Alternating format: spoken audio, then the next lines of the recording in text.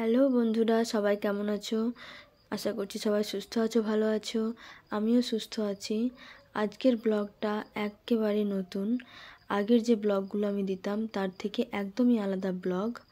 এমনিতে আমি অনেক দিন থেকে তোমাদের সাথে কোনো রকম ব্লগ শেয়ার করিনি, তাই কিছু কারণ আছে। সেই কারণগুলোই তোমাদের সাথে আজ শেয়ার করব এবং আরও কিছু নতুন জিনিস তোমাদের সাথে শেয়ার করতে চলেছি। এখন আমি একটু তাড়াতাড়ি উঠে পড়ি এবং উঠেই তাড়াহুড়ো করে উঠে পড়ি না। আমি প্রথমে উঠে আমি সামনে একটা ঠাকুরের ছবি আছে, এটা আমার এখন না, সব দিনেরই এই জিনিসটা আমার অভ্যেস আছে যে প্রথমে উঠে আগে ঠাকুরকে প্রণাম করি, তারপরে সামনে একটা মাঠ আছে, সেখানে 30 মিনিটের জন্য ওয়াকে আমি চলে যাই। এই সময় নাকি হাঁটা খুবই ভালো।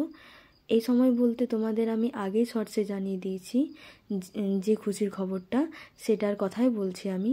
আর তোমাদের সাথে আজকে যে কথাগুলো আমি শেয়ার করব, যে এই সময় আমি কি কি করি বা কি কি খাই বা কি কি করা ভালো, সেটাও তোমরা আমাকে বলতে পারো। আমি আজকে শেয়ার করব যে আমি এই সময়টায় কি কি করি, কি কি খাই, কিভাবে আমি সারাদিনটা কাটাই। তো প্রথমে আমি 1 গ্লাস গরম জল করে নিয়ে খেয়ে নিই এবং তারপরে খাই। আমার যেহেতু এই সময় রক্তে হিমোগ্লোবিনের পরিমাণ অনেকটাই কম আছে, তাই আমাকে ডক্টরে সাজেস্ট করেছে যে আমি যেন কুলেখাড়ার পাতার রস, বিট, এই সমস্ত জিনিসগুলো খাই।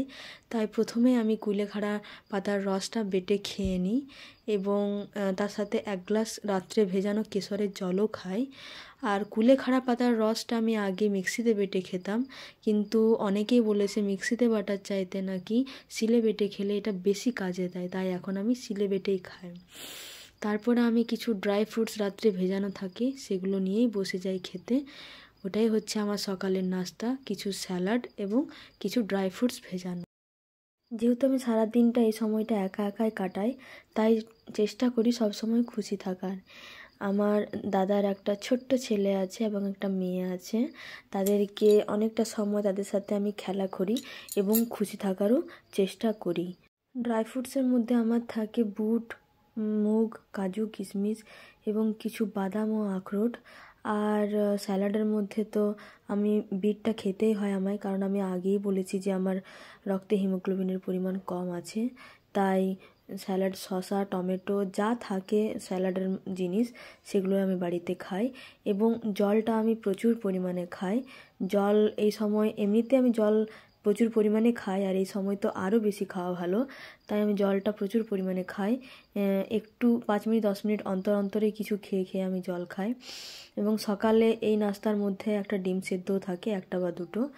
ডক্টরে কিন্তু আমাকে বেশি কিছু ওষুধ সাজেস্ট করেনি, জাস্ট 3টে ওষুধেই দিয়েছে। সেই 3টে ওষুধেই আমি টাইম টু টাইম খেয়ে নিই। যদিও ওষুধ খেতে আমার একটুও ভালো লাগে না, কিন্তু এ সময় খেতেই হয়, তাই সেগুলো তো টাইম টু টাইম খেতেই হয়।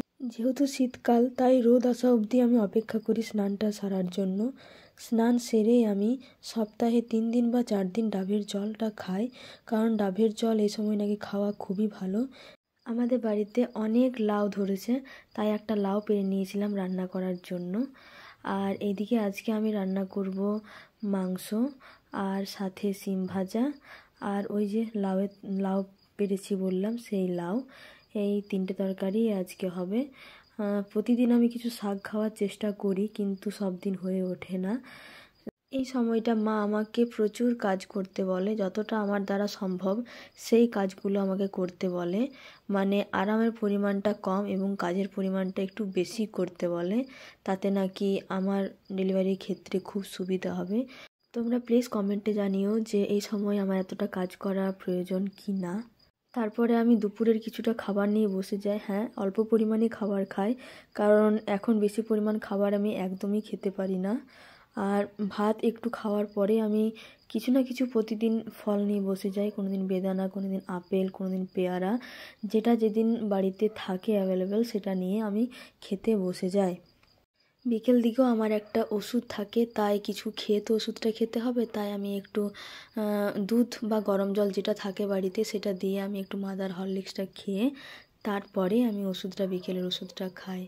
আচ্ছা, তোমাদের কাছে আমার কিছু প্রশ্ন আছে। যারা আগে মা হয়েছো বা এখন হবু মা হতে চলেছো, তাদের কাছে আমার প্রশ্ন যে এই সময়টাতে আমার কি কি করা দরকার, বা আমি যেগুলো করছি সেগুলো আদৌ ঠিক করছি কি না, বা এর অন্য কিছু করলে কি আমার এর থেকেও কিছু ভালো হবে, সেটা তোমরা প্লিজ কমেন্টে জানিও।